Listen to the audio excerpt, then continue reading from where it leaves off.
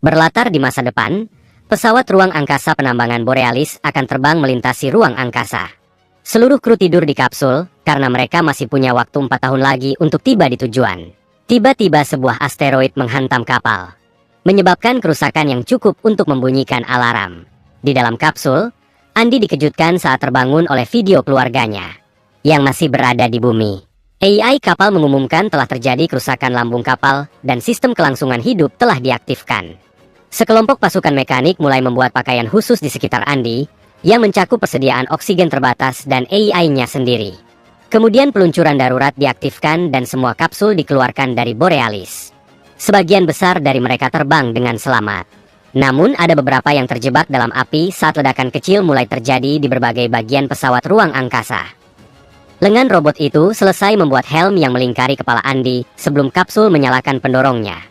Namun ketika mereka memasuki atmosfer planet terdekat, tarikan gravitasinya begitu kuat sehingga kapsul mulai jatuh dengan kecepatan yang berbahaya. Beberapa di antaranya bahkan terbakar dan meledak saat terjatuh. Kapsul Andi membuka sayapnya, namun sayapnya mulai patah dan kapsul itu kehilangan pendorongnya. Tiba-tiba ia menabrak suatu dataran tinggi dan terjatuh, meluncur ke tanah yang keras selama beberapa detik, hingga akhirnya berhenti di tumpukan tanah. Andi yang tidak sadarkan diri melihat sekilas keluarganya sebelum bangun dan AI mengira dia mengalami serangan jantung. Namun Andi menonaktifkan alat pacu jantung tepat pada waktunya. Dia melihat keluar jendela dan menyadari bahwa dia terjebak di tanah sepi. Saat dia mencoba radio, tidak ada yang menjawab. Tiba-tiba kapsul itu bergerak dan AI menjelaskan bahwa mereka berada di medan yang tidak stabil. Jadi dia harus pergi. Namun saat dia mencoba membuka kapsulnya, tidak terjadi apa-apa. Lalu Andi memeriksa perlengkapan bertahan hidup. Hanya untuk mengetahui bahwa dia tidak memiliki senjata suar, karena peringkatnya rendah. Menendang pintu juga tidak menghasilkan apa-apa, jadi Andi mencoba menggunakan alat pemadam api, yang akhirnya memecahkan kaca. Saat dia mencoba keluar, kapsul itu berguling ke samping dan dia terjatuh kembali ke dalam. Pecahan kaca itu merusak pakaiannya, dan dia mulai kehilangan oksigen. Syukurlah dia punya semprotan perbaikan yang dapat menutup robekan dengan cepat. Pada saat itu, mesin mengalami hubungan pendek dan menimbulkan api kecil di belakang jok.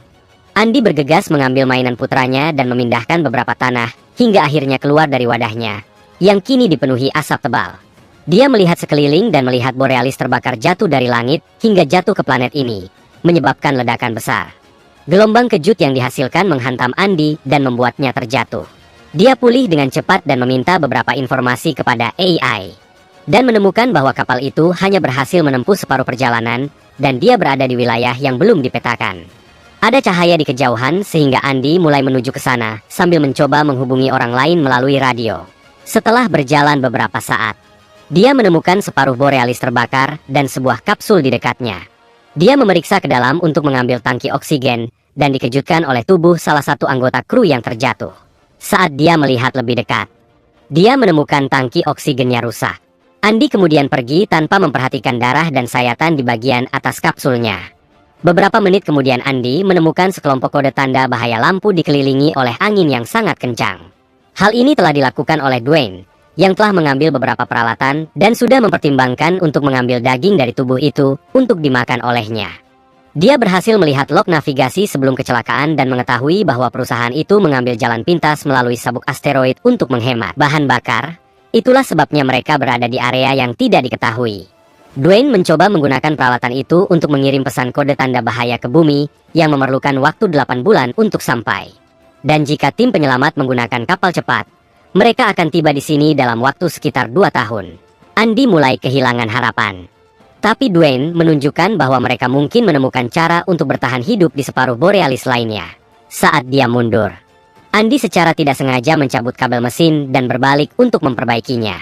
Pada saat itu, makhluk misterius melompat dan menangkap Dwayne, lalu pergi tanpa jejak. Saat Andi akhirnya berbalik lagi, dia sendirian. Setelah mengirimkan pesan ke bumi, Andi mengambil pistol Dwayne dan AI mengingatkannya bahwa kadar oksigennya rendah. Andi memintanya untuk menetapkan rute menuju potongan Borealis terbesar, dan mulai berjalan sambil terus memeriksa radio untuk menemukan penyintas yang lain. Akhirnya dia sampai di tepi tebing dan AI mengakui bahwa sistemnya tidak berfungsi dengan baik. Dia memikirkan keluarganya sambil berteriak frustrasi sampai dia mendengar suara di radio. Ada seorang penyintas lainnya bernama Naomi. Sinyalnya tidak terlalu bagus dan Andi berlari ke sana kemari sampai dia dapat mendengarnya tanpa gangguan sinyal. Naomi terjebak di dalam kapsulnya dan dia mencari pelacak kru. Tapi sayangnya satu-satunya yang selamat adalah dia, Andi, dan Dwayne. Dia mengirimkan lokasinya kepada Andi.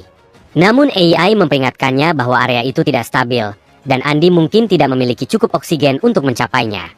Andi ragu mengambil risiko itu. Jadi Naomi meyakinkannya dengan menunjukkan bahwa dia memiliki cukup oksigen untuk mereka berdua. Selama beberapa jam berikutnya, Andi tidak melakukan apapun kecuali berjalan sambil mengobrol dengan Naomi. Tiba-tiba Andi mendengar suara aneh dan meminta AI-nya untuk memindai area itu. Namun alat itu tidak berfungsi. Saat Naomi mendengar nama model itu, dia mengonfirmasi bahwa AI seharusnya dihentikan. Dan ini adalah hal lain yang dilakukan perusahaan untuk menghemat uang terlepas dari keselamatan kru mereka.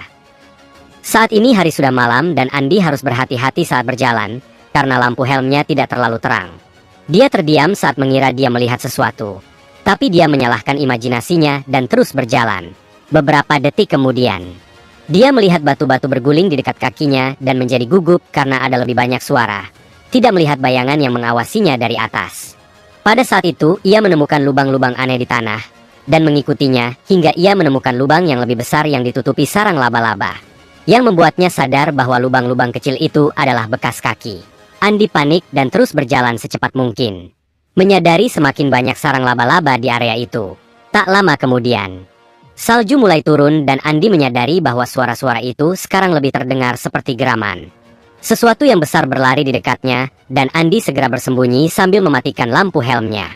Naomi terkejut karena pemindainya menunjukkan sekelompok pelacak kru bergerak ke arahnya. Namun tidak ada yang merespons. Andi membuat tautan AI ke pelacak itu, dan sinyal muncul di sekelilingnya. Pada saat yang sama Naomi mengatakan bahwa pelacak itu berada tepat di depannya. Namun dia tidak dapat melihat apapun. Sebuah suar ditembakkan ke udara, dan cahayanya memperlihatkan seekor laba-laba raksasa di dekatnya. Karena dia memakan krunya, dia mempunyai pelacak di perutnya. Karena senjata Dwayne tidak berfungsi. Andi berteriak dan mulai berlari hanya agar laba-laba itu mencoba melompat ke arahnya. Dia akhirnya terjatuh ke dalam celah di tanah, dan ketika dia melihat ke atas, makhluk itu mencoba menjangkau ke dalam. Andi yang ketakutan terus berlari sementara laba-laba mengikutinya dari atas, dan sesekali meraih untuk menebasnya. Syukurlah Andi menghindari semua serangan itu. Namun perhatiannya terganggu oleh monster itu, dan akhirnya terjatuh dari tepi tebing. Berguling ke bawah dengan kecepatan seperti itu cukup menyakitkan. Tapi setidaknya salju menjadi bantalan pendaratannya. Laba-laba itu menggeram ke arahnya dari atas namun tidak turun. Andi terus panik setelah pengalaman seperti itu dan Naomi menyelanya untuk menunjukkan bahwa kadar oksigennya menurun. Ternyata terjatuh ke bawah membuat jasnya robek, sehingga Andi bergegas menutupnya dengan semprotan. Dia berhasil menutupnya dengan menggunakan semua semprotan yang tersisa. Saat itulah suara Dwayne muncul di radio meminta bantuan, karena dia sedang melawan sekelompok laba-laba. Naomi berpendapat Andi harus membantunya. Namun Andi tidak ingin melawan monster dan pemindainya bahkan tidak berfungsi dengan baik. Namun dia berubah pikiran saat Naomi menunjukkan bahwa Dwayne akan mendapat oksigen.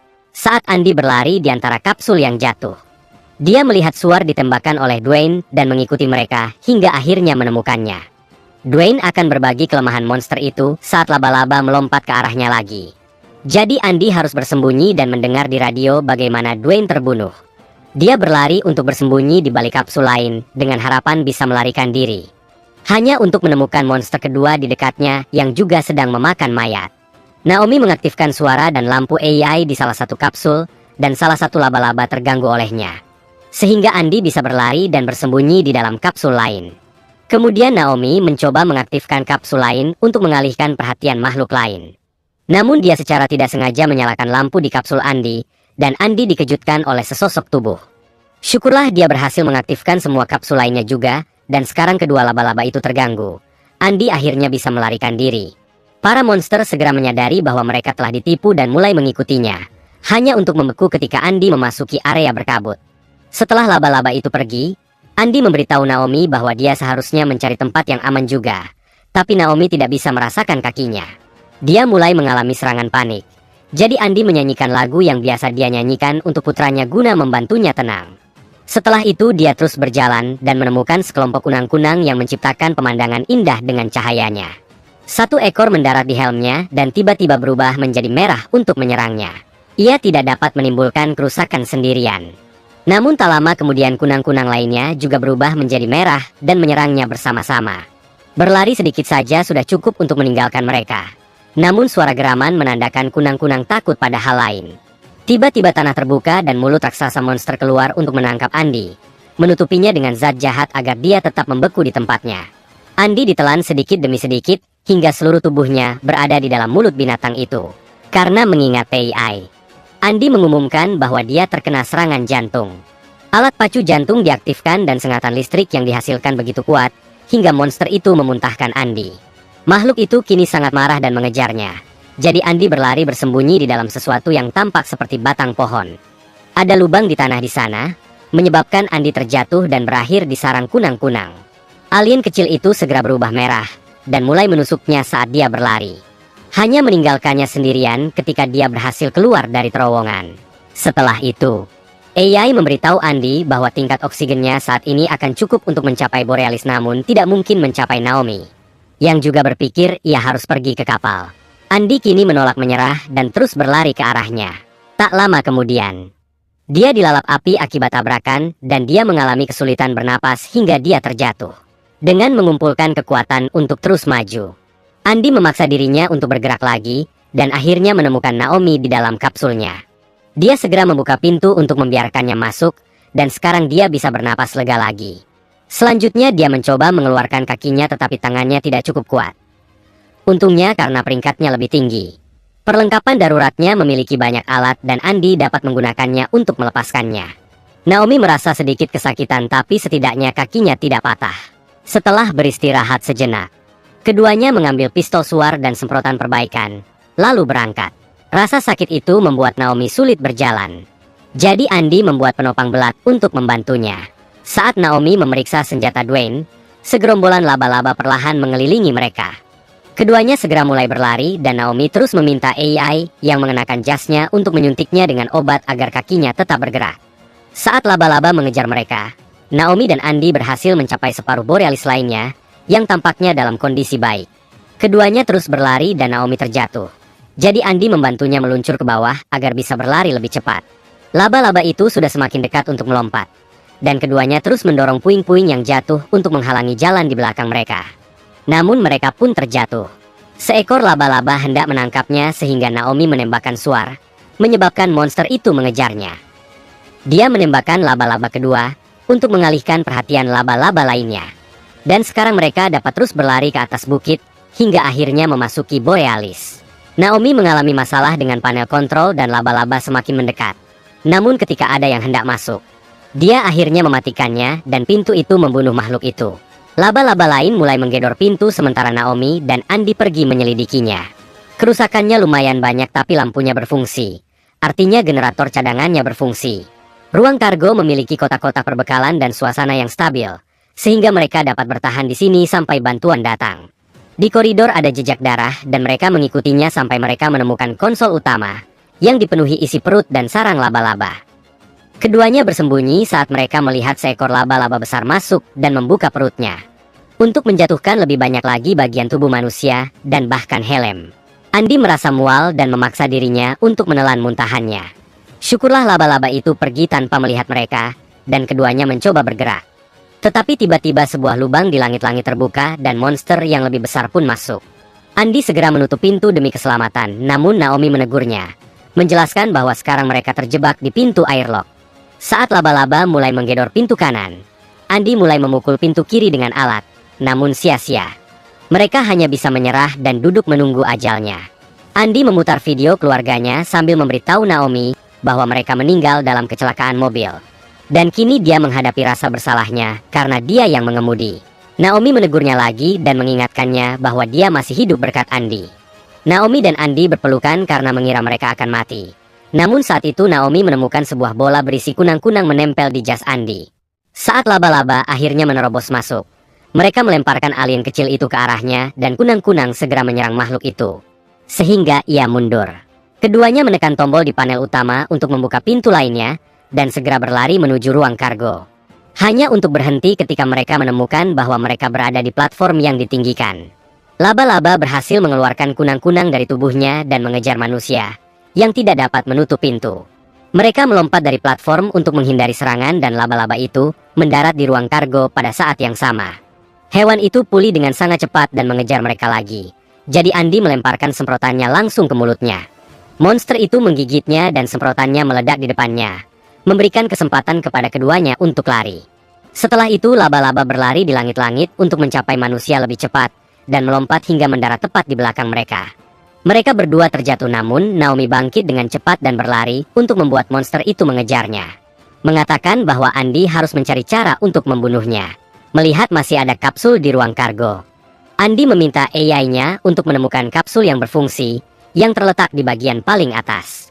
Andy naik ke baris terakhir kapsul secepat mungkin dan mencapai platform teratas pada saat yang sama Naomi ditabrak laba-laba. Lalu Andy mematikan lampu, memberi Naomi kesempatan untuk masuk ke dalam kotak tanpa terlihat. Di dalam kotak itu, dia menemukan beberapa lampu darurat. Saat Andy mencoba mengeluarkan kapsul, AI menjelaskan bahwa hal itu tidak dapat dilakukan karena dia mematikan daya. Jadi satu-satunya pilihan adalah melakukannya secara manual dari dalam. Andy masuk ke dalam kapsul dan menghubungkan AI-nya ke kapsul itu. Sementara Naomi keluar dari kotak dengan lampu yang tergantung di sekujur tubuhnya, yang membuat laba-laba mengejarnya lagi. Sambil melihat mainan putranya, Andy mengucapkan selamat tinggal pada AI-nya dan menunggu saat yang tepat untuk mengeluarkan kapsulnya. Kenangan tentang tabrakan mobil terlintas di benak Andy sebelum kapsul itu menabrak monster itu, dan akhirnya membunuhnya. Naomi berlari menghampiri tubuh Andy, menangis karena dia mengira Andy sudah mati. Namun setelah banyak memohon dan berdoa, Andy terbangun dalam keadaan hidup dan sehat. Keduanya kemudian pergi ke jendela dan melihat indahnya matahari terbit sambil berpegangan tangan.